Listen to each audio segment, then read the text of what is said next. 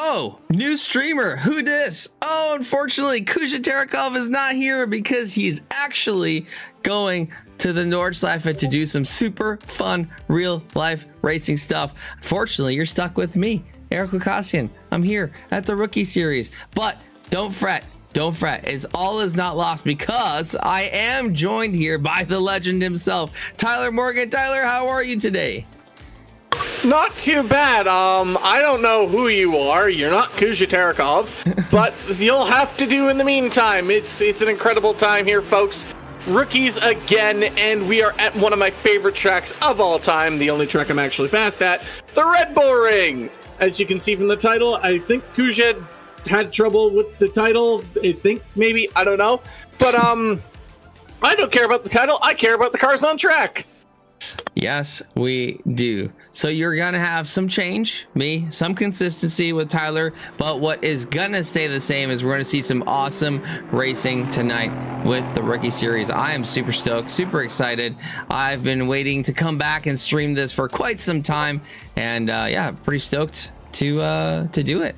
So, ladies and gentlemen, without further ado, we have 9 minutes and 45 seconds left in qualifying. Why don't we hop into the ACC stream and get things going?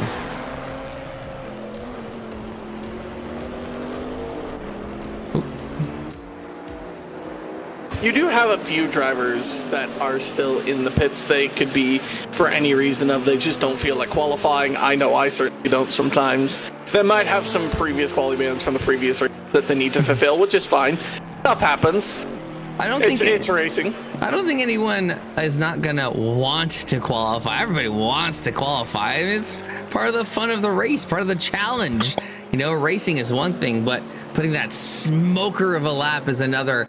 And that is something Sam Warden is definitely trying to do with a 136.9 on the board. Currently provisional pole in the lovely new livery being rocked out by Sam Warden. That's really cool contrast. Black and then all the neon colors around looking fantastic. Personally, too bright for me. I don't like the bright neon colors. Like, I like the contrast. Like, the contrast of colors is nice, but I don't really like neon's a little bit too much for me. I also can't see the times both on the stream and on the other streams, so well, I don't know. Something we can fix quite quickly. I believe. You say Sam Warden's time. I can't see Sam Warden's time, so I'm just gonna have to take you for your word on it. Oh, we can fix that. No problemo. How about that for Sam Warden's time? No. Alrighty, well, Sam Warden is still up top, and his competitor Ryan Neeson, these two seem to have been going back and forth quite a bit. Incredible challenge between the two. Some occasions Sam ending up on top, and another is Ryan Eason. At this point in time, Sam has a 10th and a bit in hand, and I'm sure Ryan Eason is going to be looking to improve upon that. Currently on not a lap, but out there probably warming things up for the next round to come. And yeah, we do see Lane Vindel on an improvement here and does go across the line, does get up to 9th right now as it stands with a 3-second difference. So 1:39 compared to Sam Warden's 36.8 for pole. Vindel's gonna have to find just a little bit more time. You can probably find time here. Definitely turn 3. You can definitely brake a little bit later and just try and focus more on the exit and less on the entry. Doing that definitely will not help your chances of qualifying very well. That's probably where he's losing most of his time, especially doing a move like that. We have not seen an Alpine on the grid since Dr. Porkchop of last season, and I don't know what we just witnessed here, folks, but that was a car off track. Vindel blocking Cloud, maybe? I'm not so sure, Eric. I miss it. Paying attention to other things, but yeah, Vindel trying to take that Alpine to new heights, and we've seen a few people rock out the Alpine with absolute might, and that is the legend himself, Ricardo Rivera. But there aren't that many Ricardo Riveras in the world, as we have a couple of first-time chatters. 69X David Reinfurt X69. Hello neighbor, I have a suspicion that I might know who that is. If I think it is you, person starting with a K. But yeah, welcome. Hope everyone's doing well. God, the hardest Twitch handle names today, but I'm gonna try to pronounce them regardless. Istrapanyuk 1987, welcome as well. Finally get to what's up, finally get to watch a live stream. Awesome, really happy you get to do that. Work getting in the way of racing. Yeah, unfortunately we have to do that thing that allows us to refuel our habits. This addictive thing called racing. What do you think, Tyler? A bit on the addictive side? I mean, it kind of really depends, because like for me, it kind of depends on the track that I'm driving. Like this week is in the Wednesday series is Bathurst. I'm not too keen on like driving necessarily, or like I'll practice, but I'm not like itching to jump in the car as soon as I get home, because I hate Bathurst with a living passion. Because if you make one mistake, congratulations, you have 30 seconds of damage, because concrete walls say hello, and they don't say hello very nicely. Who does say hello nicely is Landcloud, as he seems to be working his way quite well through the middle sector part of the Red Bull Ring. It's a very tricky, very flowy type thing. If you kind of make one corner, or you kind of miss one corner, you kind of ruin your entire like middle sector of the lap. So it's very keen to make sure you don't make any mistakes. De Santiago, this is an imposter. I'm aghast. It's an imposter. My jaw has dropped in offense. That's what's happened. Brian, how dare you? How could you? Yeah, Smith, lock in. Well, you know what, Blue X 1273, Smith is locked in, and he's locked in to the pits, given an error in the previous race, has locked him into the pits in a pit, in a no quality penalty. So that's what happens here at TRACKILICIOUS, to really motivate our rookies to do not naughty things. As what was that? Was that Woods just drifting out of sight? Yep, that was. Wow, that was pretty phenomenal. Great drift. Unfortunately, couldn't catch it and continue.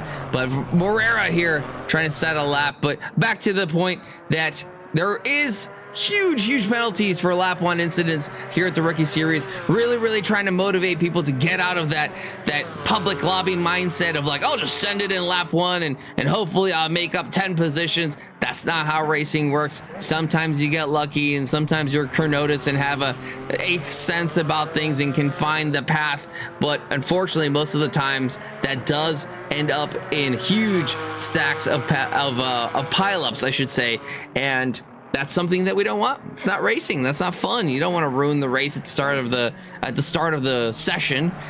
So we really discourage people to do that by giving them pit start penalties. Pit ban.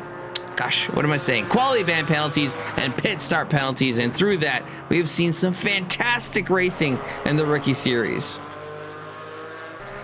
I was about to say, bringing up that, one of my best races of the season came after a pit lane start, and that was at Watkins Glen last year. I was or actually 2 years ago now, because last season happened and I commentated for the entirety of it. Yeah, no, honestly, some of the best racing can come out of some pit lane starts, so you really can't complain, but at the same time, you don't want to be in that pit lane start. You don't want to be a part of that quality ban. You don't want to have those lap 1 incidences. You can't win the race on lap 1. Look at Le Mans for anything. Like, we just had the 24 hours of Le Mans in real life. I didn't see any crazy sends into lap 1.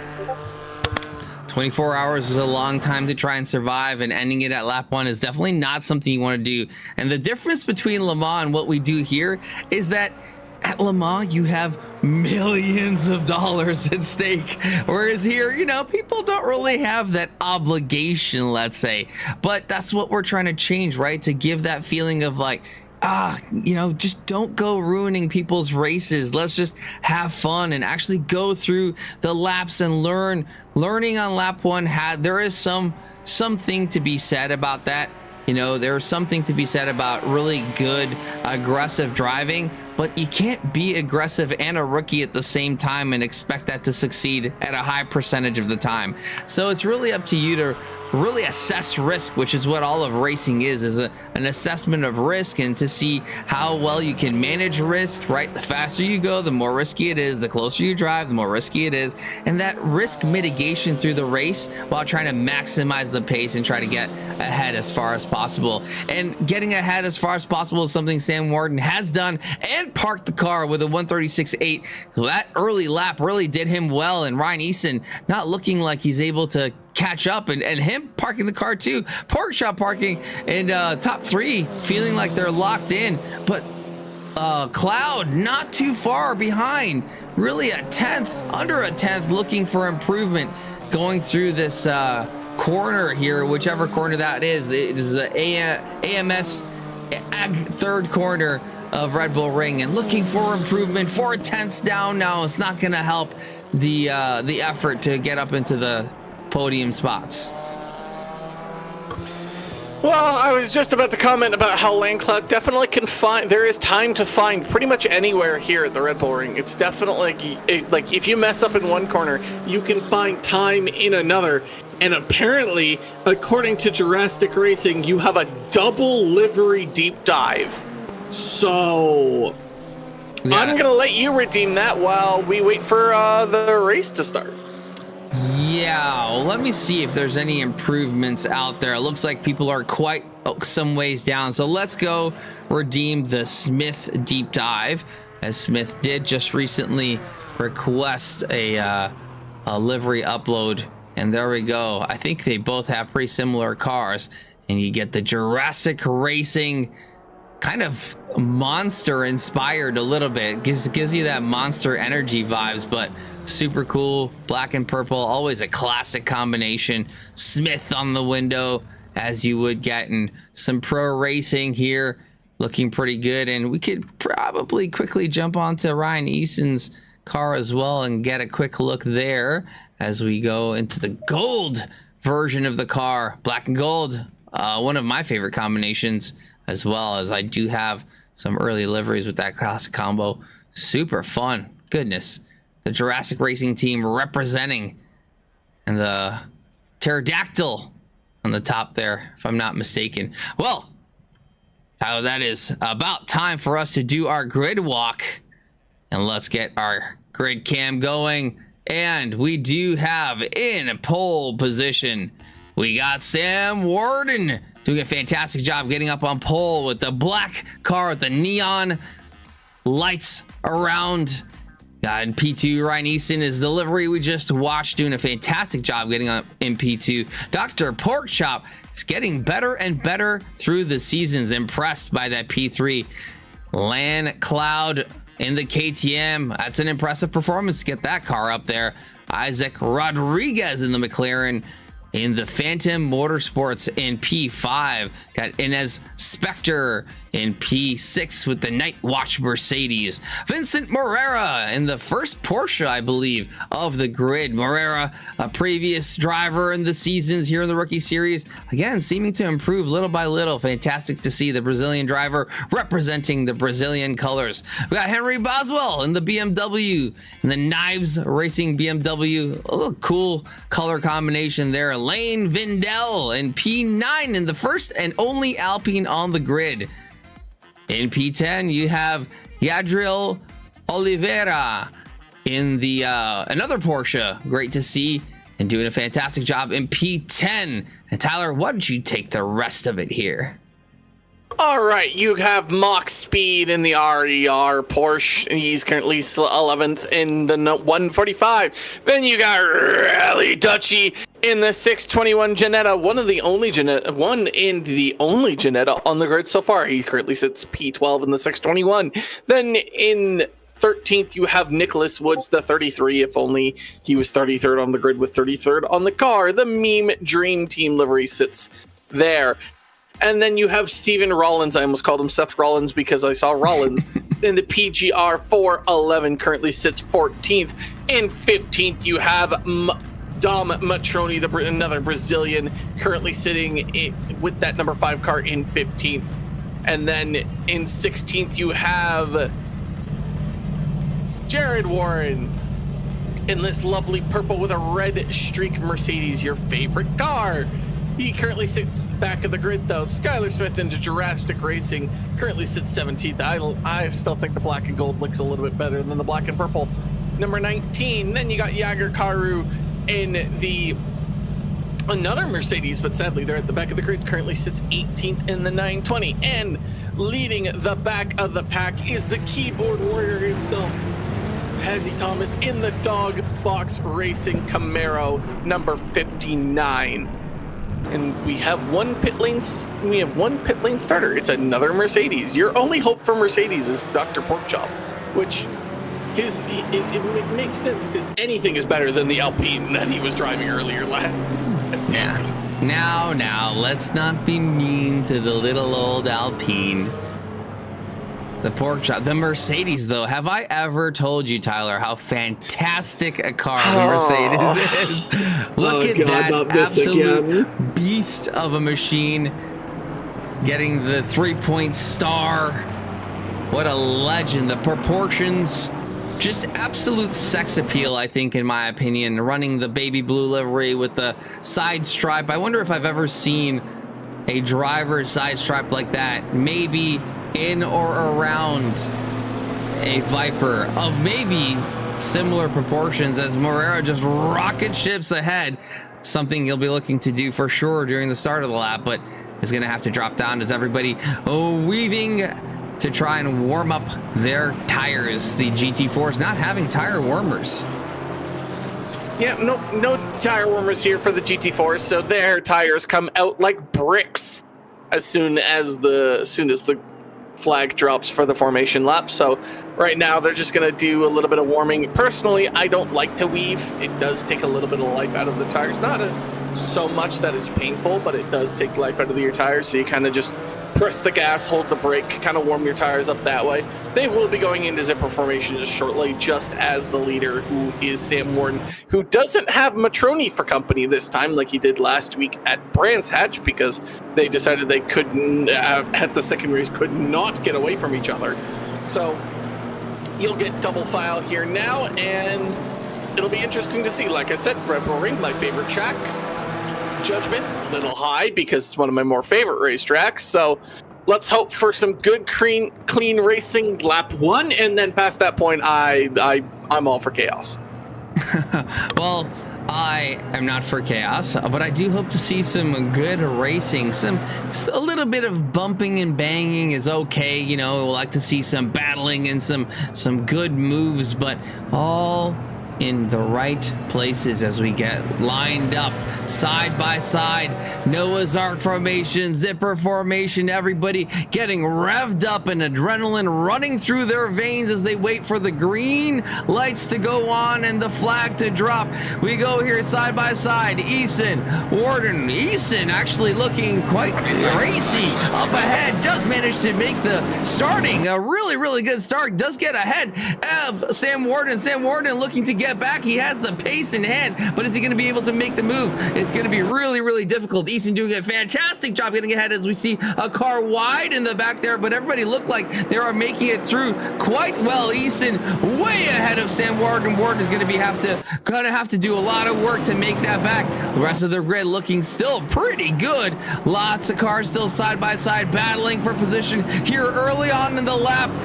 As we see the Ginetta going through the Porsche, turning around, unfortunately for Vincent Morera, a couple of knocks, a couple of bangs, and we see a Camaro, we see a BMW, another Camaro going into each other. Unfortunately for Henry Boswell, he ends up all the way in the back and is going to have a lot of work to do to make his way back up front. Not to mention Spectre, who had a pit lane start, now has a stop-go 30 penalty for speeding in the pit lane. So not only does the pit lane start hurt you, the stop-go 30 hurts you more. The top kind of 6 seemed unaffected by that, but Henry Boswell kind of tapped there. I think that was Morera, and then that just started a chain reaction feed. And then you have Yadiel, or I'm going to butcher that name so hard, Oliveira, in currently P10 because of all those instances. So a nice top 10 red flags, there are no such things as red flags here in Trackalicious. We move on regardless of who's gone in the background. And then you have Dom Matroni on the Ginetta of Rally Dutchies. Dom is taking the inside, and Dutchie is elected to take the racing line. Matroni's got the higher end speed here in that McLaren. However, he's going to go right up the inside, cut right down. Rally Dutchie did not want any part of that. However, you have a car. Oh! Okay, he caught it mildly, but he is blocking the pit lane exit, but that shouldn't matter as we have no cars in the pit lane exit. If you look at the replay here, tried to catch it, but then overcorrected the steering there, Eric.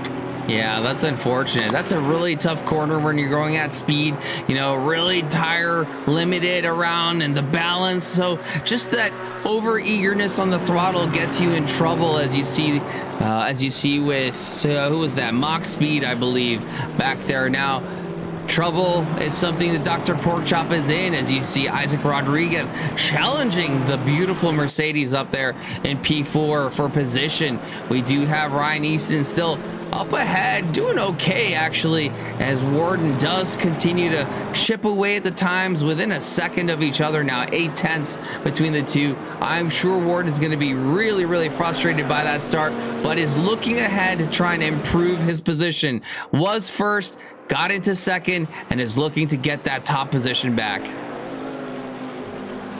That McLaren, the McLaren GT4 is absolutely powerful. It is literally no other. It is the meta right now. There ain't no Mercedes meta. It's a McLaren meta, both in F1 and here in the GT4 Trackalicious. Isaac Rodriguez gets an absolutely stellar exit. He's going to get a little bit of a straight line tow there from the Mercedes of Dr. Porkchop, who's desperately trying to hold on to P4. Defending quite well, as you have, I do believe that is a... Yes, that is Spectre coming out of the pit lane, serving his stop-go 30 penalty. He's going to be lapped by most of these drivers. So now the problem is for Rodriguez. Yes, he wants to pass Dr. Porkchop, however, Matroni is very quick. He is as quick as Sam Warden is, so he is going to have to very much look into his mirrors, as that is a much better exit by Matroni. Matroni definitely has a look to possibly have in turn 4. Rally Dutchie goes wide there in the background, as you saw there. Isaac Rodriguez has to keep Matroni in his mirrors, however. Matroni definitely knows this track better than most. However, Eric, he's going to have to wait behind Rodriguez just for a little bit longer. Yeah, the problem here for the likes of Rodriguez is trying to look ahead and trying to gain a position, but he also has to look behind. And why don't we hop into Matroni's car and have a look and see what he is seeing? He's going to be looking at 2 cars ahead, trying to apply pressure. Now, the person who's going to be happy about the situation is Dr. Porkchop. Porkchop's going to be loving this. Yeah, Rodriguez under pressure from Matroni and giving. So when you do have this kind of pressure, when you are compromising lines, you're slowing each other down effectively, then sending it on the inside of the second to last corner. Does manage to make it sick, and what a move by Matroni. Does go through, no advantage in machinery, but does make it work and is up into P6. Great sportsmanship by both those drivers there. Rodriguez, knowing full well that Matroni might be a little bit faster than him, knowing that send is probably coming, made sure to give the space for the send, and then Matroni also making sure to give space on the end for Rodriguez to kind of race with him there up and down to the final corner. So good job by both drivers to make sure to both survive and keep going in this race, and just kind of having a sense of feel for around the cars. Now, Dr. Porkchop, however, is not going to like that, because now Matroni is behind him, and he is not close enough to Land Cloud where maybe Land Cloud can provide a little bit of a blocking assistance. So right now, currently, your wonderful Mercedes of Dr. Porkchop is currently in trouble to the McLaren dominance. 14 minutes and 9 seconds remaining. Will Dr. Porkchop be able to put on an absolute defense in the ultra wide hipped and sexy Mercedes GT? Looking fantastic in the GT4 skin. Mach Speed, having made a mistake earlier, is now looking to improve as Hezzy Thomas drops down into 17th. Now, here's the thing that's great to see. Excuse me.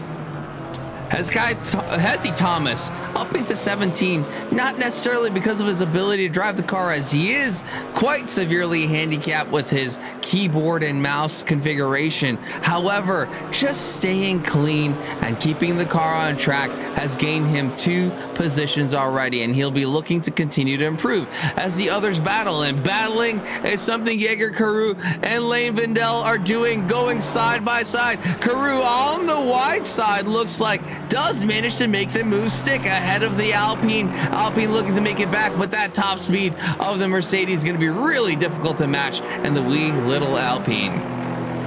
Alpine's not gonna like this car in the straights at all. Look at the size difference. There's a perfect screenshot for you. The size difference between the Mercedes and the Alpine is absolutely insane. Hello, Jake Wells. Hello, Alex Hansen. Let's go, Eason. He is my teammate now. Oh, well, he's doing a good job. However, he's got Sam Morton and Matroni slowly calling up behind him. However, Dr. Porkchop has seemingly, according to this timing chart, held Matroni behind. So that's good for him. However, this is where the Alpine will start to cook, is in these corners. The Alpine's very strong in the corners compared to the Mercedes. Now, if he can hold behind this Mercedes for just a little bit longer, Alex taught Eason everything. Okay. So what I'm going to hear in the post-race interview is that Eason is going to give you all of the praise, is what I'm hearing. Is that correct? While Easton gives those praises, we do have Matroni right on the tail of that lovely AMG. What a beautiful butt it's got, for sure. I do want to hop on again with Matroni and have a look and see what he's doing in that McLaren. So for those that don't know, one of the challenges in driving the McLaren is that it's got this auto brake bias, so you don't have the control over the brake bias like you do in the other vehicles, but what you do have is an absolute rocket ship of a car on the straight line, and he does get it done for the time being, but looks like Porkchop gets a great launch out of T1, and they're side by side going across the little kink of T2. Are they going to be able to make it into T3? But looks like Matroni's straight line speed on that McLaren is absolutely fantastic, and just no match, not even for the glorious Mercedes. But a mistake goes wide and allows Porkchop to come back at him. Maybe not just yet. Unless Porkchop has an absolute send up the inside, that McLaren rocket ship will continue to move on. And apparently, You have talking about a beautiful butt, apparently, Jake Wells says. Have you met my friend Eric? Is there something that I need to know about you two? Did I miss something in the pre-race briefing? Jake, well, I have a beautiful butt. What can you say?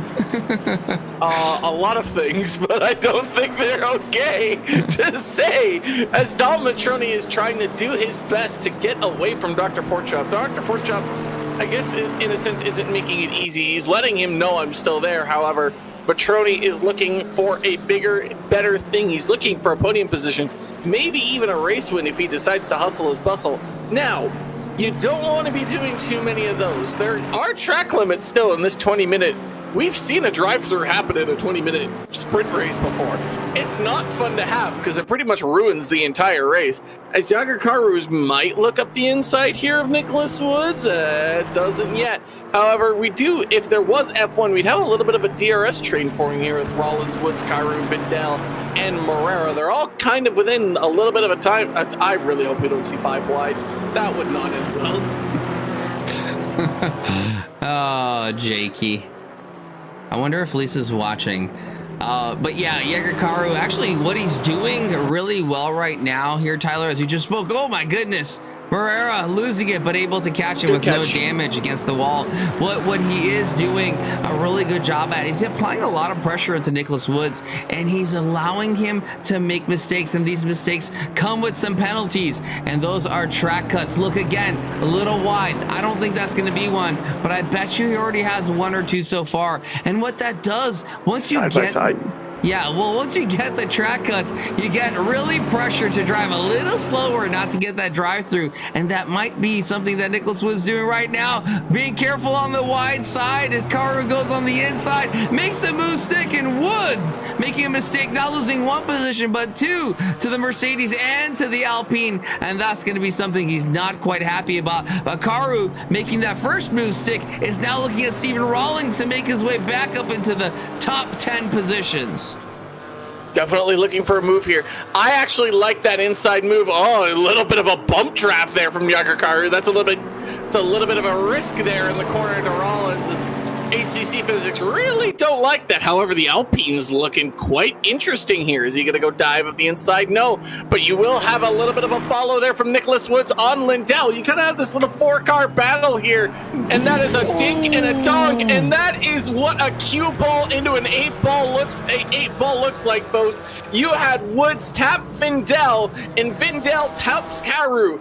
On the final part of the corner, we'll see it here on the replay as we fly it back about 15 seconds. You can watch Nicholas Woods gain very much on this Alpine here because the Alpine's absolutely terrible in the straights. And then he is also in a McLaren, so what you'll see here is a cue ball effect. You got boink there, and that sends Karu out the door and all 3 of the McLaren. So... that is a little bit saddening, folks, as you had Vicente Morera maybe get by after the replay. It looks like so, yes. And that is unfortunate for Karu, as that is just an innocent bystander effect. And Hansen is redeemed to hydrate, so I'm now going to shove water down my throat, folks. Yeah, that is really unfortunate for Karu. He's subject to the experiment of Newton's 3rd law. Every action has an equal and opposite reaction. Unfortunately, that experiment did not yield great results for Karu, despite his fantastic work that he did earlier on in the race, or the mid portion of this race. And sometimes that's just racing. And while we talk about racing, we do have the likes of Dom Matroni now attacking Land Cloud in the number 13 KTM. Murphy's Law, anything that can happen will happen. I guess there's a bit of that as well, as we're going through all of our laws. Yeah, Dom Matroni is absolutely cooking in the Canarinos Racing Team. I'm very curious to know what that means in Portuguese. I'm almost certain it's a Portuguese word. For those who have googly thumbs, I would appreciate the translation. But Dom Matroni. Just say he's in a McLaren. Like, Did you say he's in a number 5 McLaren? I understand you want to say the racing team, as we have the number 19 and number 20 that has collided. That is Smith and Kairu at the edge of turn 1, it seems. Kairu going back to the pits. Oh, a bit too soon. Bit too late, actually, would you say? Oh, that's massive front end damage for Kairu. I think they probably came together turn 1, if I had to take a wandering guess. Dom Crisco Matroni. Interesting. That is definitely an interesting either nickname or middle name, as you have Nicholas Woods attempting to try and catch Rollins. You have Vicente Morera also in the background. Nicholas Woods, you can't do that, and that is going to be Matroni collected in, not Matroni, Morera in the background. Mock Speed says, thank you very much, folks. I will take those 2 free positions, and that is just sadly, unfortunately, how the cookie keeps crumbling, and the cookie keeps falling apart for Nicholas Woods, as he just can't seem to get out of the, oh my God! Oh, that is... That Porsche had no time to react whatsoever, as that is Matroni getting past Landcloud. He'll get the podium, but I don't think he'll have enough time to catch Warden and Eason for the race win there. You indeed, Hansen, can't park there. Karu, finish the race. You only have 4 minutes left. I know you have a lot of damage, but you got to finish the race. You're still ahead of Boswell, so you got 1 person still behind you. Don't lose those points. Skylar Smith all the way in the back here, but we have more challenges between Rally Dutchy and Jared Warren. Dutchy looking ahead now at the Mercedes, a lovely purple Mercedes in his Ginetta. What's really cool is some track folk around here have been buying a gaggle of Ginettas and taking them to the racetrack here in Michigan. It's been pretty cool to hear about, and I really look forward to seeing it very, very soon. They say it's a super duper fun car to drive. I'll have to take your word for it. I don't drive both in real life, so I'll have to take your word for it and just assume that it's an excellent car to both see, hear, and drive. I genuinely don't know what the biggest or like closest thing to a race car I've seen. Kyra still said he had 40 seconds at about a 3-minute 40, so he's still gonna have to sit in the pits for another 40 before he gets to go out. It looks like he'll finish the race at least on track, at least get some points, but he will not be anywhere close to where Rally Dutchy and Warren and the number 11 Porsche are, as that is, funny enough, him coming out of the pits to finish on track. And yep, he is still ahead of Boswell though. And you want to do that? Oh, we have a battle for first place. Looks like Sam Warden side by side with Ryan Easton. Ryan Easton going narrow here and almost looking for a move there through turn 6, now through turn 7. But Sam Warden has to drop back. There's some traffic for the two, though. This might play in Sam Warden's favor. But I just realized that they are teammates, so I would expect the car of the Camaro. That's not. No. I'm hoping that's a little. That's gonna be a conversation for sure. But that'll definitely be a conversation. Yes, that is a conversation for sure, and hopefully there wasn't any intent there. But Sam Warden into the McLaren, right on the bumper of Ryan Eason, looking, not quite having a bit of a wiggle there. Woo!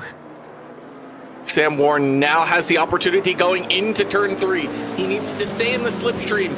They definitely have one more lap after this, so a dive would not be very good here. Warren defends the racing line, cutting in a little bit across, gives that line inside line to Warden. Warden elects not to take it. He elects to stay in the slipstream. Warden looking around, trying to force Eason to make a mistake. Eason has not made a mistake all race. Commentator's curse is now activated against Ryan Eason. Can he beat the Commentator's curse, or is he going to fall victim once again? Sam Warden looking for any type of slip up here from the Camaro in front. He's got the McLaren. He's got arguably the better technology as he's going to try for maybe an inside move, Eric, but it's not going to be there just yet. He's going to have to follow Eason behind for at least this next little corner.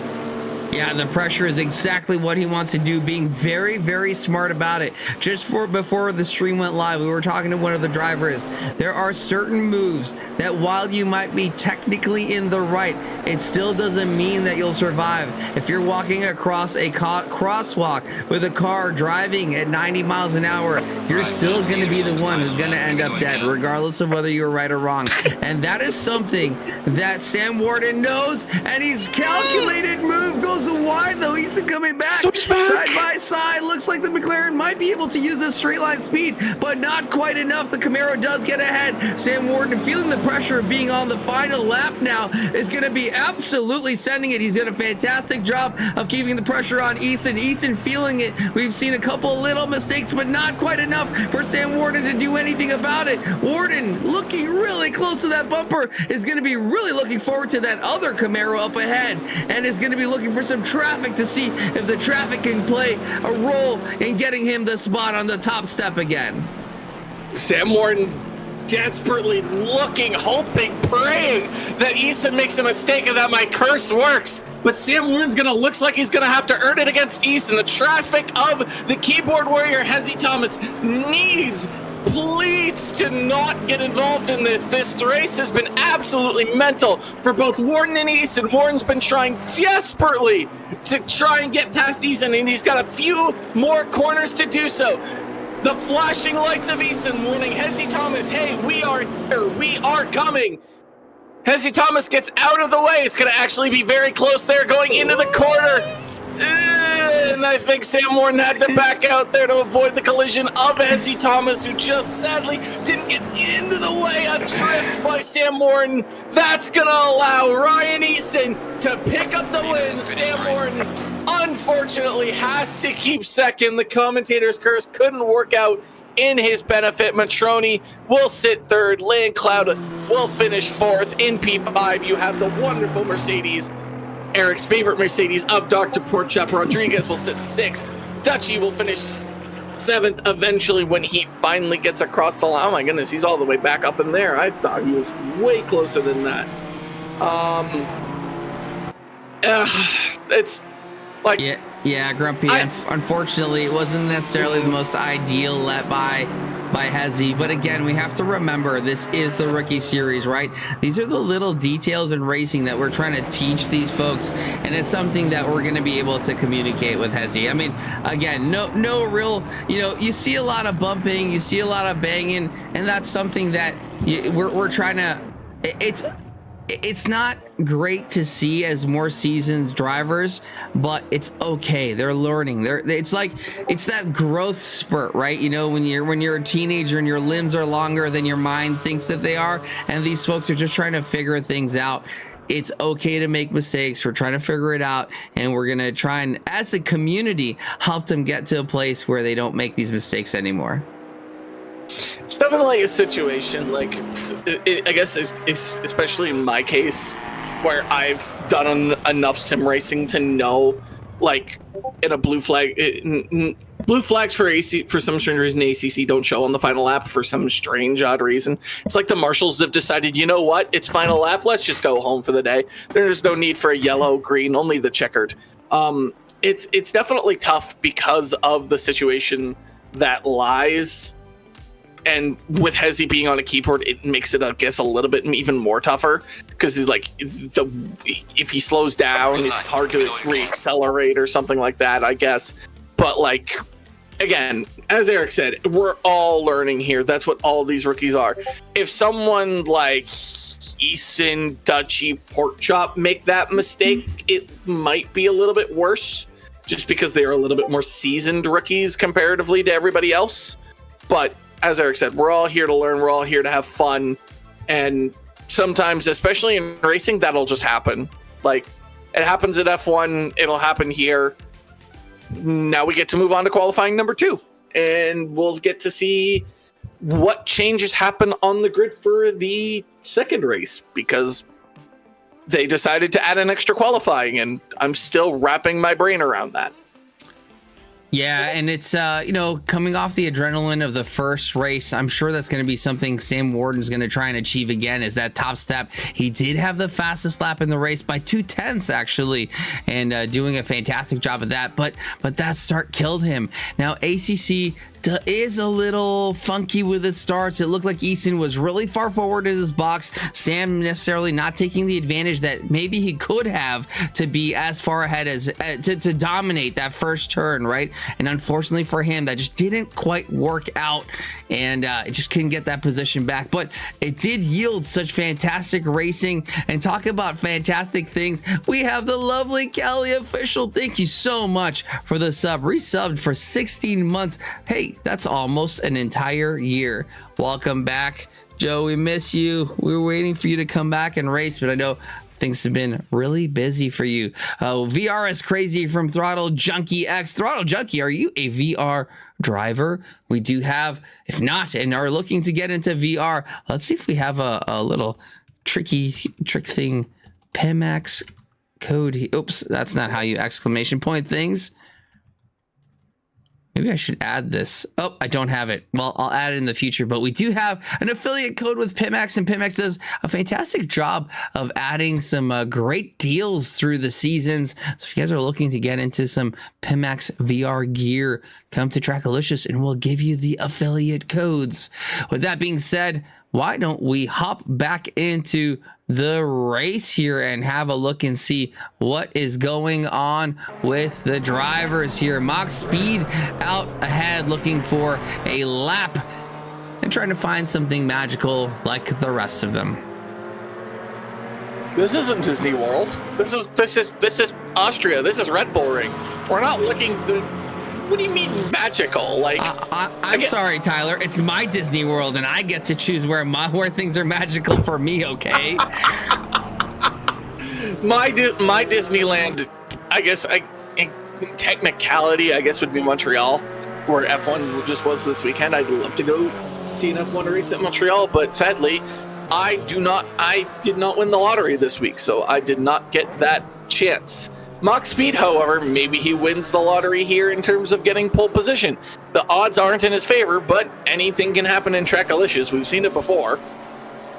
Well, Mach Speed has been around for a little while, now returning to racing, and I'm sure he's finding his feet again.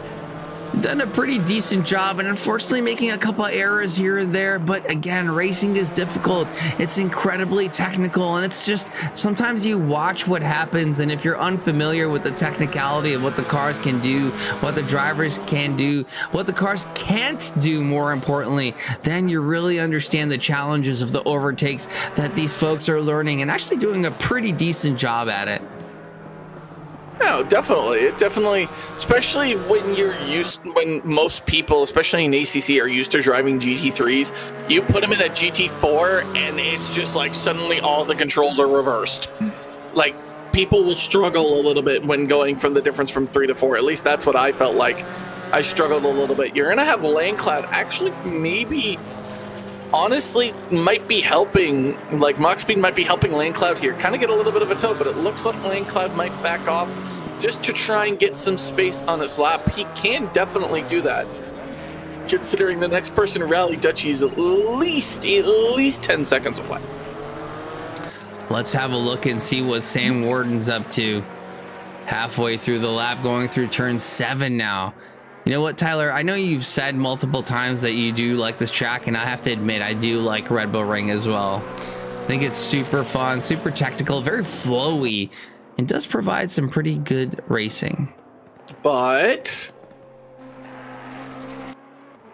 No, really? There's no but there? No, why would there be a but? I have no clue.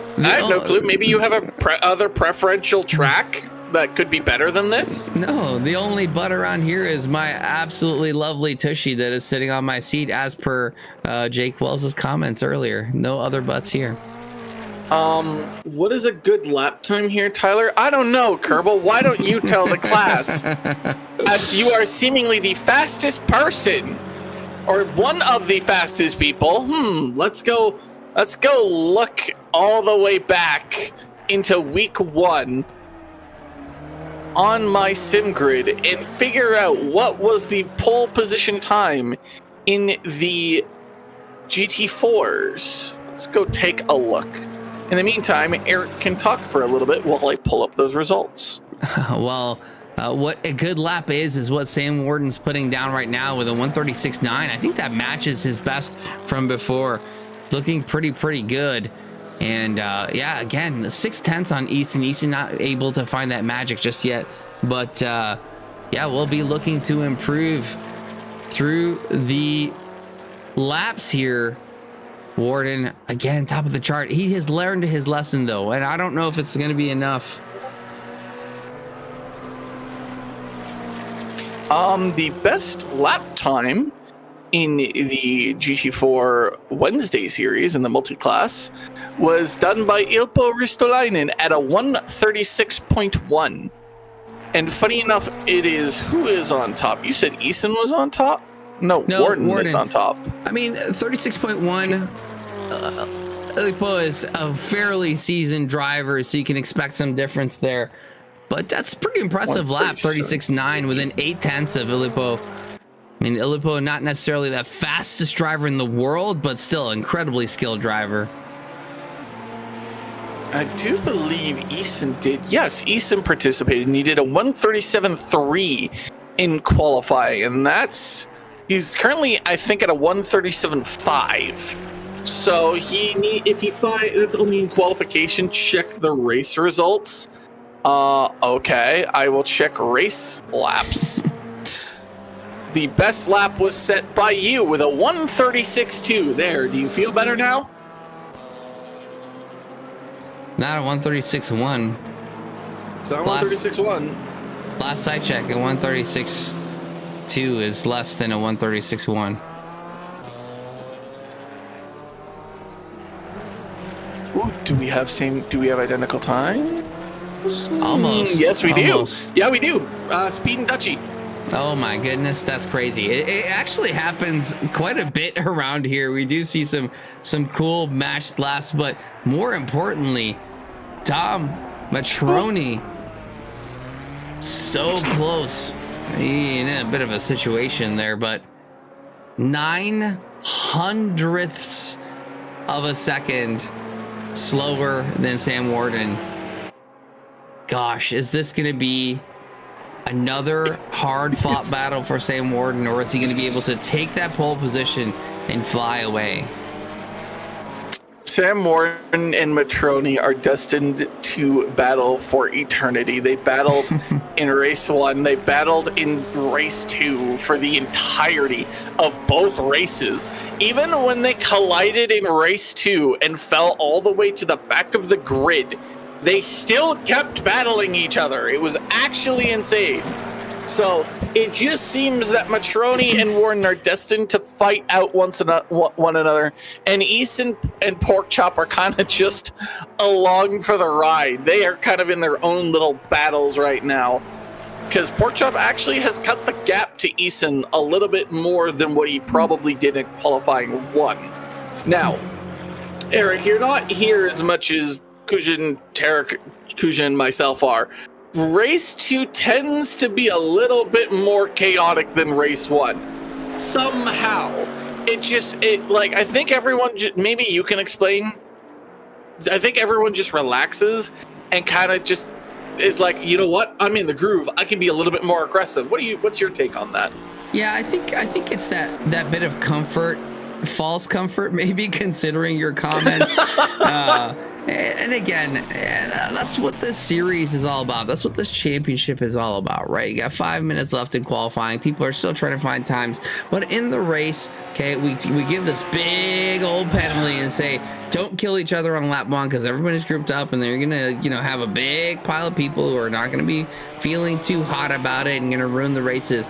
But in the successive laps, okay, we still don't like it when people kill each other, but you got to learn somehow, right? You got to give them the opportunity to really learn how to do things. And what used to happen, Tyler, back in the day, at the early days of the rookie series, I used to go through every single lap of every single car and comment on any contact that was had, basically teaching people every single mistake that was made in every single race. You had that much time on your hands? No, I didn't. So then why? I understand the teaching process, and I would have, especially me starting out, would have greatly appreciated that, especially on wheel.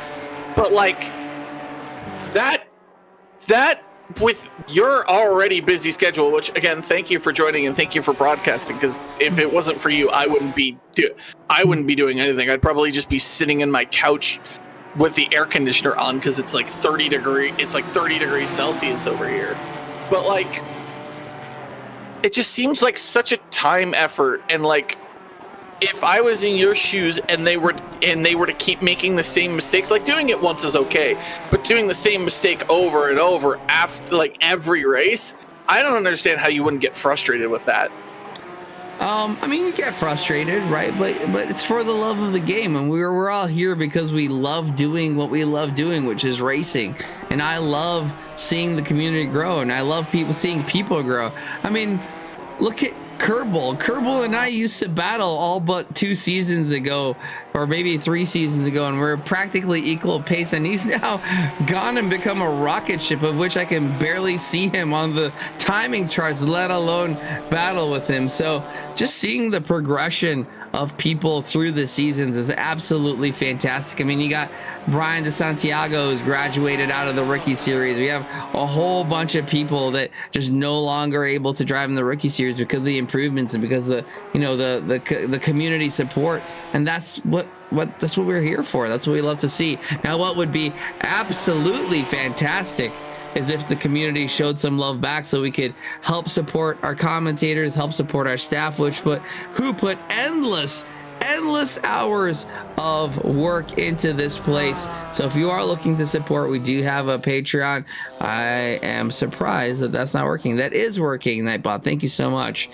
So yeah, would really appreciate it. We don't ask for too much, just something to help keep the lights on and help feed the mouths of those who feed the community. I will say, I'll give you a round of applause for a beautiful segue. That was an absolutely perfect, just point A to point B with a little, there wasn't even a stop in the middle. There was just a beautiful segue there. And I'm going to segue to continue on to that by, but I got 70 cents to I relate to that so much. You have no idea how much I relate to that. I do not get paid till Friday. Oh my goodness, you got 100 bits. So, wow. Thank you, David. You are a legend. It's not about. Look, again, we realize different people have different life statuses, and we're not trying to bleed you dry, but we do. I mean, it does cost quite a bit to run this place, and streamers and commentators and admins put endless hours. Actually, I did the calculations once just a month ago. We don't have anyone improving on their time, so it's a good time to talk about it. But it costs somewhere between $1,200 to $1,600 to run a singular, like 5, 6, 7 race championship, in terms of the amount of time spent and all the server stuff and all the stream stuff. Yeah, so it costs about somewhere between $1,200 and $1,600. That's insane. Yeah, that is my 2 paychecks in a month. Yeah, like that is literally my month's pay going into that. That's actually nuts. Yeah, no, again, there's so much work that goes into creating the championships, creating the graphics, creating the rules, streaming, as you know, Tyler, and I'm gonna again try having it does it costs less money here than it does anywhere else, to be real, right? We even calculated the subscription, right? A subscription at Trackalicious is less than Amazon, it's less than Netflix, it's less than all of these subscriptions that you probably already have, and you probably spend more time doing this and then you do those things. And it's Trepaniuk 1987, thank you so much for the sub. We really appreciate the support. Every single dollar that's made here goes directly to the staff. It does not go to me, Eric. I take $0 in. I hand it all back out to everybody that helps support this place. And you've been subbing for 6 months. That's fantastic. That is nearly a year, and we really do appreciate it. As we come to nearly the close of the race, or the quali here, and Ryan Eason is taking the top spot by 0.02 of a second. Matroni will have something to say about that unless he invalidates. Oh my. Oh, that's a curse, isn't it? That's a curse, isn't it? The commentator's curse. I thought maybe it would just be with Kuja that I'm just cursing them. No, it's even with Eric's. My goodness. Exclamation point curse in chat to add to the curse counter if you're in here. Please don't. I will be so sad if someone does, and I know it's going to be the Santia. It's pork chop, but he put in curse at the end of it. Without the D. Exclamation point curse. All right, let's get this grid walk going, ladies and gentlemen. And we have the funky grid walk, if this works. Here we go. In top spot, Ryan Eason managing to sneak that P1 here at Red Bull Ring. Sam Warden in P2 in the McLaren. Dom Matroni in P3. These guys are absolutely going at it. And Canaries, apparently, we were informed earlier. Vicente Moreira, the other Brazilian here on the track at P4, doing a great job. Land Cloud in P5 in the KTM. I don't know, see, that's a fantastic performance for the KTM. Hopefully can stay out of trouble and stay up there. Dr. Porkchop, the Canadian in the Chop Shop Racing. Beautiful Mercedes. Isaac Rodriguez in P7 in the Phantom Motorsports McLaren.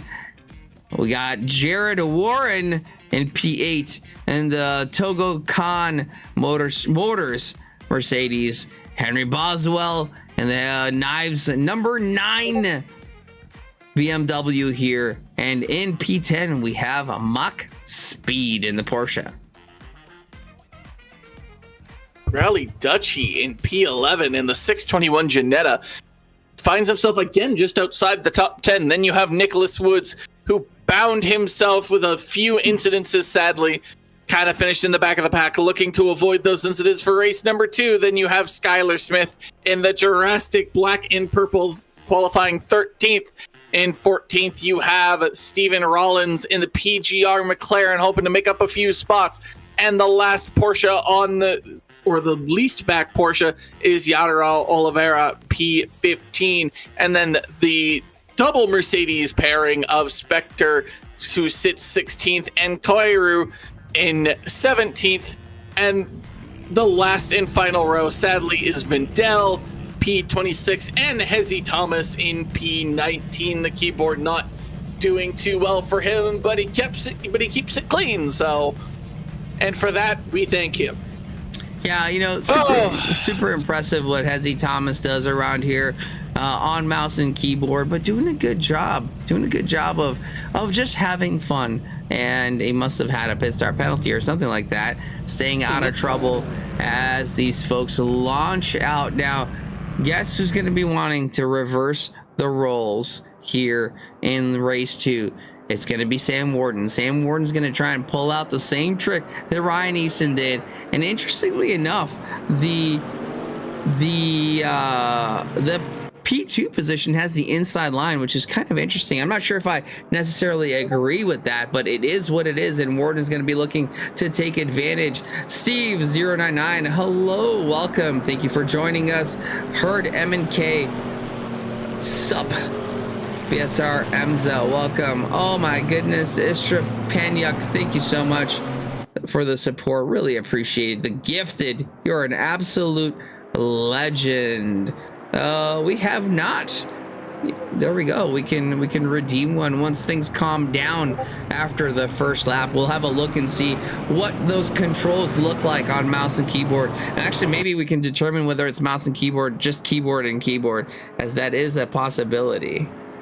I do believe we did one at Brands Hatch. We'll do it again because, you know, I love watching Hezzy Thomas's onboard because watching it is just full keyboard. We went over this in Brigands Hatch. His shift, he doesn't have blinkers because apparently Caribbeans don't use blinkers. That's literally his exact words. Do not, do not try. That is his exact words. WASD obviously apparently downshift is left arrow, which is absolutely insane. I need to go to his house and like fix his setup so that it's optimal for him, because it keyboard's definitely a thing. I've seen people be fast on keyboard, and he's actually quite quick for somebody on keyboard. Eason's way ahead of everyone though, like almost like safety car length from George Russell ahead, but everyone's gonna get into double zipper formation here, and you know what? I'll do quickly 2 predictions this race. Matroni and Warden are gonna collide again. That's not a prediction, that's a spoiler. And Dr. Porkchop will find himself on the podium. Porkchop on podium. Wow. Impressive prediction here, but I am interested to see what does happen here, as we do have these folks going side by side again. Look at Sam Warden trying to do the reverse move with Eason having pulled ahead as far as possible. Is Warden gonna get a penalty for his eager positioning as Easton had before? Everybody lined up 2 by 2, looking for the red to go to green on the front straight here, revving up their engines. 20 minutes remaining on the clock, crossing the line. The red not turning green just yet, but keeping everybody in suspense. And we have green. Easton gets a fantastic start. Looks like Matroni does get a good start as well. Warden on the inside, big bumps. Easton going wide to avoid contact. Easton getting a fantastic start. Warden having to settle just behind. Easton has found some absolute magic here in Disneyland in Austria. Looks like we have some contact in the back, but this battle continues. We might be going 3 wide into the 3rd corner. Matroni on the inside, Easton on the outside. Matroni, huge jump over the curbing on the inside. That is not going to be where he wants to end up, causing an issue with Porkchop. Porkchop going up into P3. Warden now settling into P2. Easton does manage to keep that P1, and the racing will continue for 20 minutes yet. What happened to Matroni? He went over the curb, and he kind of just... his car must have stopped. Like, the bump must have somehow turned his car off because he was just stranded there. Rodriguez is now defending Dr. Porkchop for the podium position, might I add you. Now Matroni has to go from back to front to possibly even attempt to get this podium position, as we're going to have a 4-car battle here from Warren, Morera, Porkchop, and Rodriguez. Anyone can take this podium position. Easton and Warden drive off into the sunset, but who will join them on the 3rd step? It is literally anybody's game now, with Matroni all the way in the backfield. And oh my goodness, what was that in the background? I just watched 3 cars fly off the track in succession. That was an absolute barn burner back there, as you have drivers on the grass. It's lap 1. It's absolute madness here in TRACKILICIOUS. Vettel's going to lose out to Matroni on the straight line speed. Matroni's got to be careful not to make contact with Boswell, and that BMW is a dive on the inside by Rollins. Does not give out any suitors, as the Alpine and the BMW are going to pass him. It's a little bit advantageous by Rollins. We have someone in the grass kind of testing out the lawnmower capabilities of their car. That would be a Mercedes. That is Dr. Porkchop having a spin. What is happening? And it's the pole kill effect again. Warden hits Morera, who hits Porkchop. And that is Newton's 3rd law happening now in the 2nd race, as Porkchop now has to go all the way to 6th. Your turn. Lots of time remaining as we have a challenge here between Tyler and I as to who can scream louder. Look at Barrera going for a challenge onto Warren. Having to say Warren and Warden is quite confusing at times, but we have yet to mess it up, I believe. But Barrera really looking chargy, attacky. The B buzzing around the Mercedes, trying to find a position up into P4. Rodriguez having the fastest lap of the race. It looks like Warden still challenging, going up and up and up, trying to get right on Eason's tail. Eason looking like an absolute rocket ship, trying to give Warden absolutely no opportunity to get that P1 position. But Barrera looking incredibly attacky onto that Mercedes, the itty bitty Porsche right back there, looking, making a move, not quite. Using the speed, carrying the momentum through the first corner onto the kink of the second. Looks like Porkchop under threat just behind as well. You got a few drivers going off in the back there. You have more drivers going off in the back there. Team braking seemingly unavailable. As that's Matroni. He might go for a double overtake here on speed. Vector, he's got it. Speed there in the corner. As up ahead, he is going to have to go round the outside. The BMW looking for round the outside. Oh my God, what was that? That was a beautiful move by Matroni. Holy mother of G's. He went outside against Spectre and then inside against Mach Speed. That actually might be the overtake of the season. That was mind-boggling by Matroni. I actually can't believe what I just witnessed. Matroni using the pace advantage that he has, trying to find his way back up into the top 3 position. Lots of work to do still from 9th to 2nd or 1st. 8 positions yet remaining. 15 minutes and 23 seconds to go though. And if you're looking for immersive action like we're gonna see here, we did add the code here, so go and check out the Pimex VR headsets as we are in the KTM, fully immersed in this. What is going on? KTM looking to charge at the Mercedes, but may not have the power on the straight. A native car though, the Austrian car in the Austrian countryside here. Maybe Spectre gets a move on Mach Speed here. He's maybe thinking about it. He's got the 11 Porsche behind though, so he's got to be careful on this move. That's Mach Speed going wide. That's going to allow Spectre to possibly get this move done. How many positions is Mach Speed going to lose though? Mach Speed's got to defend from the number 11 Porsche. You also have the BMW of Boswell behind. Spectre holds form right now, but here comes Oliveira. He is going to go maybe up the inside of Mach Speed here. The BMW gonna take the much wider line, it seems. He can't overtake via that way. He's got to be careful on his re-entry. Does so just fine. And that is Oliveira getting ahead of Mach Speed, though, as they now headed down into turn 4. And now the BMW of Boswell going to be looking to try and get speed as well. The outside was there. How much sugar have you had, Tyler? I've never heard you talk that fast. Well, that is the joys of learning commentary. Eventually, you got to learn to talk fast really like this. Sometimes my words will absolutely get lost in translation though, so it doesn't happen very often, but I can in fact do it. In the amount of sugar I had, how much sugar is in this pop that I just had? 85 grams of sugar. I'm pretty sure that's a lot. 85 grams of sugar is what Henry Boswell wants to insert into his engine to try and find some additional boost to get that BMW up ahead of that Porsche. Just does not seem to quite have the speed, but it is being threatening towards the likes of Mach Speed in that Porsche. Porsche having a bit of draft up ahead, as well as the BMW having the draft from the Porsche, but just not quite enough. BMW does gain a little bit, but this straight isn't long enough for him to make a move. And while these two are battling, we see Land Cloud trying to charge at Dr. Porkchop.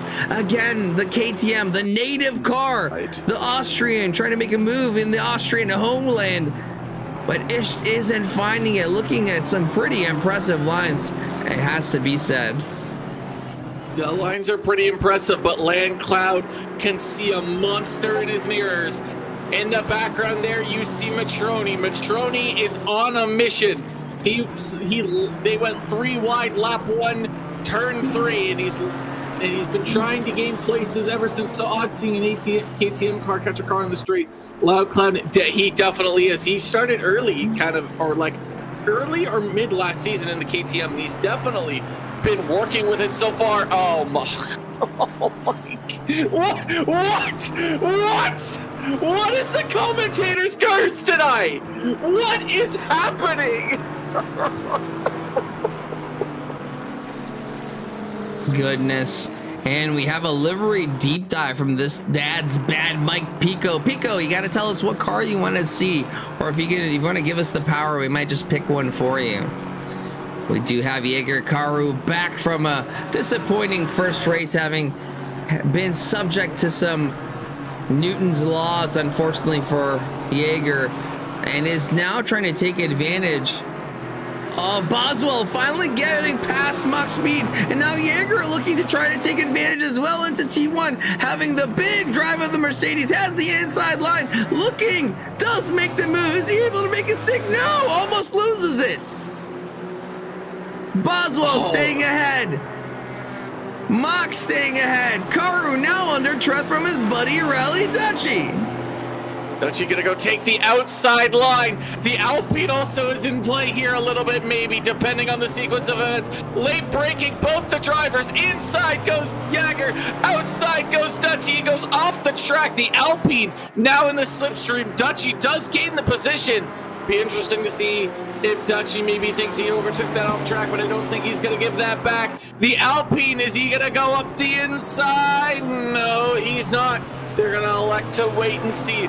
Warden and Easton are on a different planet as Jaeger Karu is struggling with Eric's favorite type of car in the Mercedes. Inside goes Karu, outside goes the Alpine. The Alpine's going to be better in the corners. It can stick around with this Mercedes all the little time it wants. This dad's bad's going to give us the power. He says, you got the power, or first place for commentators curse shenanigans. Oh no, please. Yeah, it looks like Karu is able to make that one stick and gets up into 14th place. Now, we do have another battle brewing again here. Land Cloud coming in, challenging Pork Chop under threat, looking on the inside, making Pork Chop look into his mirrors, but isn't quite enough to distract. Pork Chop now quite a seasoned driver, looking to get his way out of rookies, and is under threat from that KTM, the lovely livery of the KTM, and maybe that's the one we deep dive into. KTM on the outside, Mercedes on the inside, too wide going into the sharp turn of turn 3. These two managing to do an absolutely fantastic job driving side by side through that challenging corner as the Mercedes have the power to pull away from the KTM. The KTM looking super light. Again, maybe that home air of the Austrian countryside is giving the KTM extra power and does manage to get ahead. Unreal that the KTM pulls ahead of the Mercedes on a straight. Unbelievable. The side slipstream that the KTM got from the Mercedes was absolutely unmatched, unbeatable, as Mach Speed now is trying to battle with Oliveira here as Matroni continues to work up the field. Almost a little bit of contact there from Mach Speed, and here comes Matroni though. Matroni is on the side of not Oliveira, that's Morera, and that looks to be all but done and dusted as Matroni takes the inside. Morera does not fight that nearly as much as he probably would want. Wait a minute. Nope, he's not fighting that nearly as much as he probably wants to. He's going to have to give it that position. Vicente Morera now down in 6. Dom Matroni up into P5. He's got Warren and Rodriguez to try and cover in 8 minutes. And that's Landcloud thinking about an inside move there. Maybe on Vicente Morera. I thought about it. Oh my goodness, this KTM is flying. This KTM under Land Cloud in the Red Bull Ring is just a different machine than what we've seen before. Land Cloud is pulling ahead of this Porsche as down the inside he goes. He's already made the overtake by the time turn 3 hits. However, he's gone deep. That's allowed Vicente Morera and Dr. Porkchop maybe to continue this fight.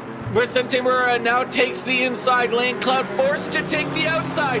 They're going to track race down to turn 4. Who's going to be last on the brakes? Lane Cloud's going to take the outside, and they're going to make contact. And that is double trouble for Lane Cloud, as contact with both Dr. Porkchop and Vicente Morera causes him to lose 3 positions now, as that is the Mercedes of Spectre benefiting from a very tight battle that unfortunately ends with Land Cloud being cursed. And this livery deep dive of the KTM is brought to you by this Dad's Bad. And I gotta say, the Grip Runners car, I honestly love this.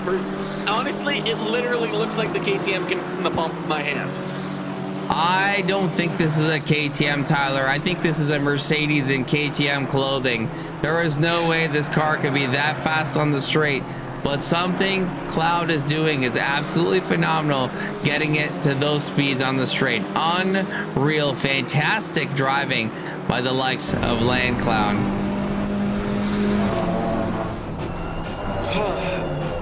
Where Warden is right behind Eason. Like, point 1. Is he? Oh, never mind. We're going to have Porkchop and Vicente Morera. Morera's going to inside. Dr. Porkchop is going to take the outside. Maybe a move there by Morera. Elects not to do it. Porkchop will make that overtake stick. He's going to be 6th. And Vicente Morera is now P7. Porkchop trying to maybe hold on to that 6th place, 5th place, seemingly unlikely, as you have the leaders front to back right now. Oh, never mind. They're now down 7/10. So front to back is now no longer in existence, as Dr. Porkchop is now holding up this kind of little bit of a train here. He's got pace, but he's got Vicente Morera, Spectre, Cloud, and I would say Boswell, but Boswell is kind of leading his own track of there by Oliveira, Speed, Kairu, Dutchy, and Vendel. They're all kind of in their own little... Your drone pilot is really good. Yeah, my drone pilot is really good.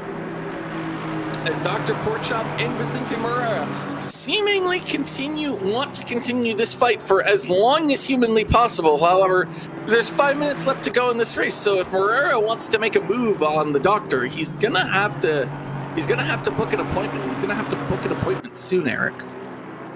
Yeah. Oh my goodness, what happened to Land back there? I didn't see. Oh, a bit too much curb. The curbs can indeed bite you here. Oh, sad curb times. Yeah, that is sad. It looks like Spectre, looking to gain an advantage, does get themselves up into P6. Really, really good work by Spectre. Let's see, positions gained 10 positions from where they started, 16th to 10th. The greatest gains of anybody on track. Isaac Rodriguez with 4, Jared Warden with 4, Yadriel Oliveira with 5 positions gained, Jaeger Karu 5 positions gained. Absolutely fantastic, but might be losing some if he's not too careful. Mock Speed just was sat in the braking zone. We're going to have 3 wide here. We're going to have 3 wide. Mock Speed, Koiru, and Rally Dutchy on the grass. There's not a lot of room there. They're going to try and squeeze 3 wide into a corner that doesn't really look like it can handle 3 wide.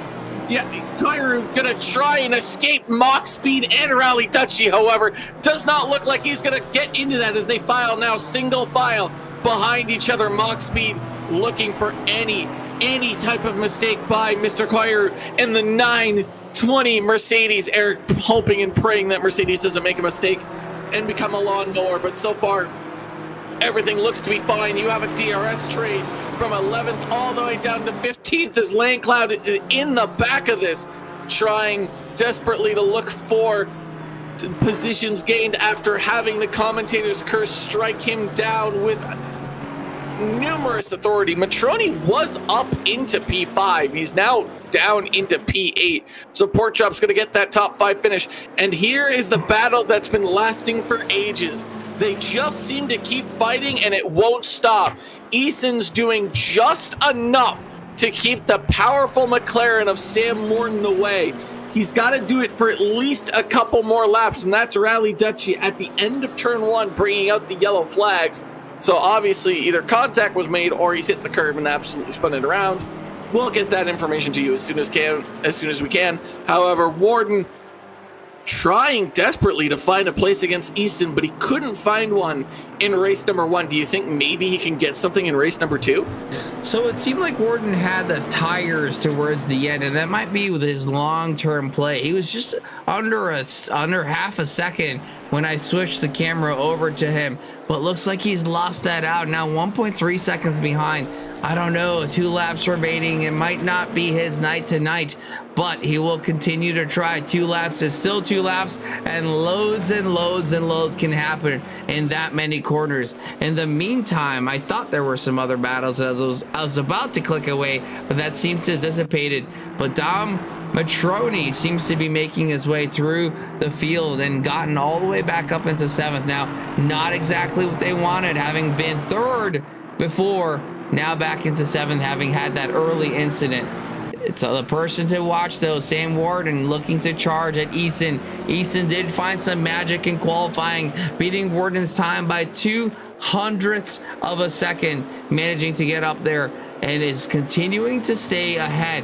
Now, interesting to know that Sam Warden actually has the fastest lap of the race with a 36.8 compared to Easton's best of 37.0. Now that's a 0.2 advantage. Is that enough to get close? Maybe not. And for Matroni, his bid to get up at least into P5 will sadly fail, as he has incurred a drive-through penalty. And I don't know if he's elected to take it or if he's just elected to stop and just finish in the pits, which is unfortunate.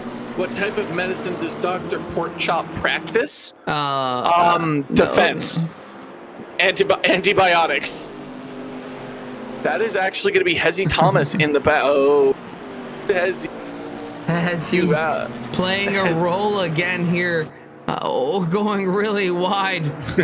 Trying to do his best. And unfortunately not returning the favor for Warden from the previous race. The type of practice, the type of medicine that Porkchop practices, that's an interesting question. I said antibiotics. I feel like that would be the most interesting one. We'll have to ask him next time he gets on a podium. I'll ask him what type of medicine does he practice. Yeah, that's definitely a question for the interviews. But I think what I'm going to definitely be questioning in the interview is why couldn't Sam Warden get past Ryan Easton tonight? Easton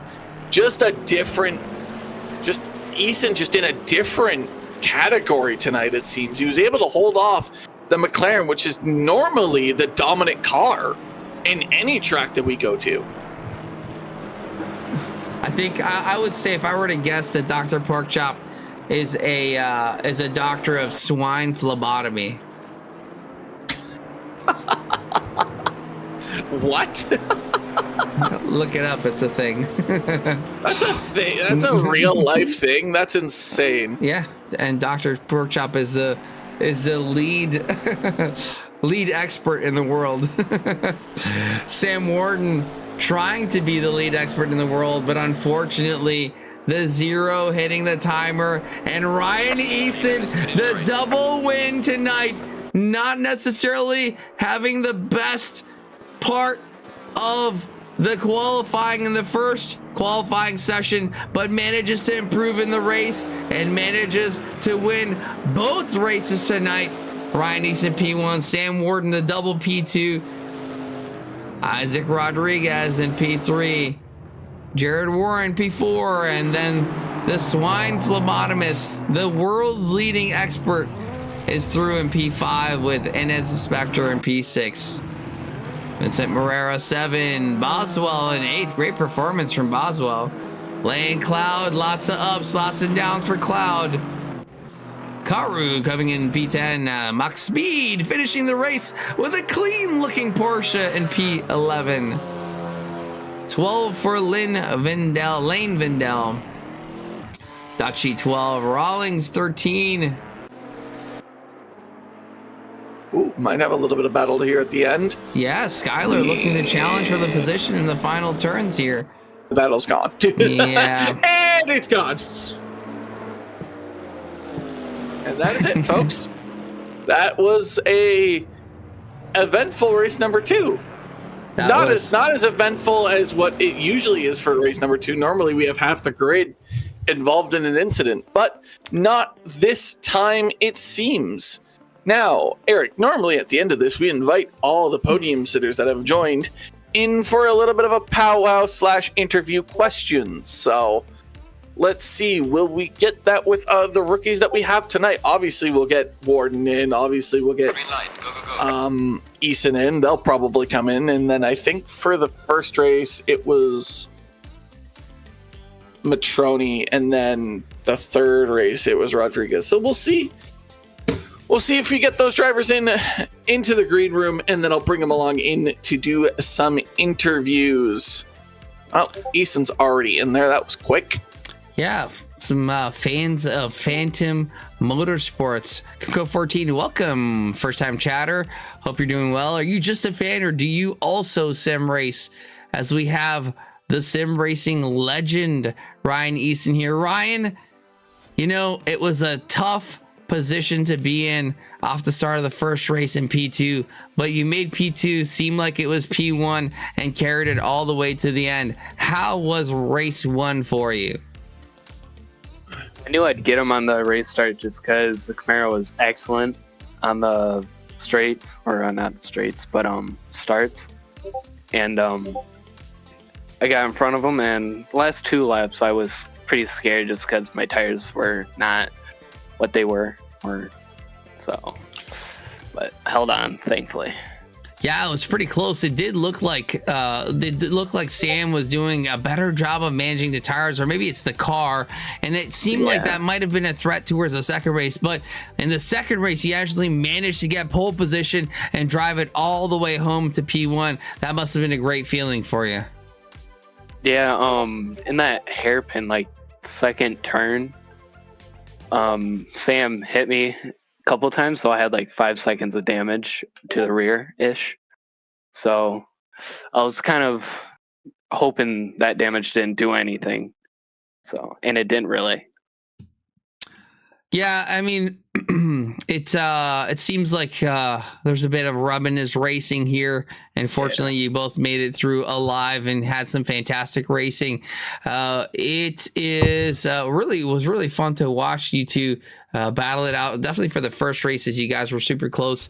I think you had the upper hand in the second race. And as we have Sam Warden joining here, Sam, an unfortunate day for you here. Not quite, I'm sure, what you were looking for. But hey, you've advanced quite a bit over the last couple of seasons, now fighting for race wins versus mid-pack type stuff. How are these 2 races for you? Yeah, Eason drove a really strong race. Yeah, he was really consistent, and he got the jump on me on the starts. That Camaro is just super strong. So, yeah. So Sam, I mean, I'm sure a lot of people don't know this, but I do. So I really do want to ask you this question. So Sam actually does attend some of our Trackalicious track events. He has had a bunch of lovely cars. I think still in the Hyundai N, correct? Is your latest toy for the track? So I do have a Elantra N, which is a great car. I love it. It's a lot of fun. Daily driver. Yeah. So could you tell us, Sam, how does what we do here translate into some of the track day stuff? And I know we don't have some of the smells and the G's, but do you find that there's any translation of what we do here into the track days? Yeah, I think it does. I mean, it's totally different when you get in the car and the G-forces and all the sensations and everything. So a lot of it is different. And look, like, I'm never ever going to go on a track day and drive as hard as I do in the sim. That would be crazy. But yeah, a lot of it does transfer, kind of just where you put your eyes and kind of track knowledge and layout and, what to look out for. And then I do a lot of competitive karting, and the karting is the only like wheel to wheel racing that I do. And the racecraft does actually transfer quite a bit. driving in traffic and taking positions and things like that. So That is awesome to hear. And for those who are looking to come to our track days, dealersofspeed.com, that is a Trackalicious website. Our next event's coming up on June 20th at Grattan Raceway, July 18th at Waterford Hills. Then we're going to Gingerman on August 2nd and 3rd, back to Grattan on August 25th, and closing out the season at Gingerman on September 27th and 28th. It's going to be absolutely fantastic. So, Sam, Ryan, fantastic job with the double P1, P2. Sam, I'm sure you were more eager to get that top step, but Ryan just doing slightly better job today, and I'm sure you're going to be working hard to get that back next week. Congratulations to the two of you. Sorry, Tyler, I know I dominated the question here, so if you have a question for them, please go ahead now. The one question for both of them in race 2, both, I guess, Warden and definitely Easton, you guys went 3 wide with Matroni in race number 2, turn 3. Matroni went over the curb and I guess his car stopped.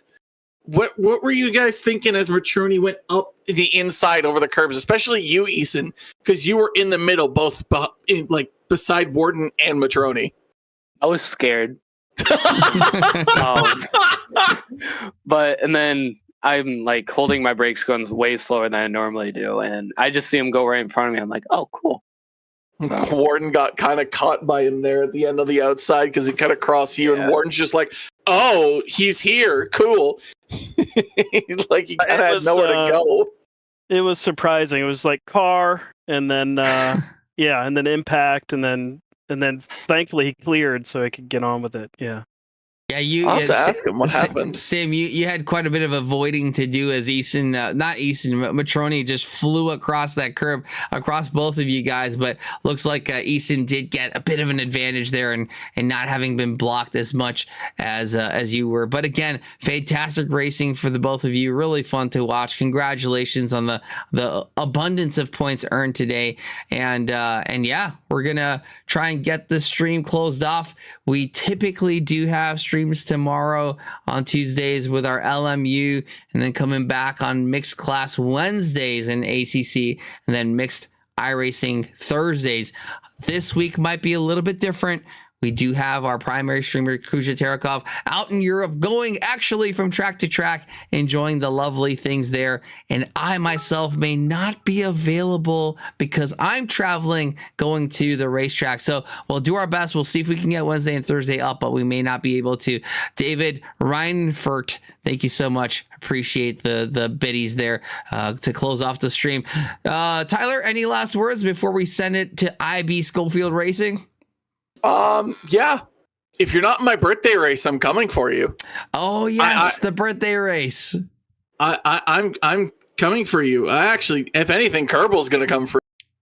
Kerbal's the one deciding all this thing. So yeah, Easton, Warden, you guys in my race yet? Yes, I'm on the Lamborghini Super Trofeo. It's on the Warden, sheet, so you can make sure. So I have not signed up yet, but I plan on. I just haven't decided what car I want to drive yet. Spin a wheel. There, car done. But I'm there. I'm going to be there for sure. So, ladies and gentlemen, for those that don't know, we have a week off on the Monday series on July 7th, I believe. July 7th. And that just so happened to be our lovely commentator, Tyler Morgan's birthday. So we have put a Run What You Brung Suzuka birthday bash, big grid, 105 cars, run whatever you want. It's going to be absolute chaos. And we're going to try and blow Tyler's brains out through commentary for him not knowing where to go. Sign up. Link is in the chat. Thank you so much for everybody hanging out and all of the subscriptions and the biddies. Really appreciate the support. You guys are awesome. We're going to send it to IB Schofield. Has been a huge supporter of the channel here, rated us a bunch of times. Go show him some love. He's at Mount Panorama. Thank you so much, and we'll see you next time. I'm Eric Ghoukasian. Good afternoon, good evening, and good night wherever you are. We'll see you around.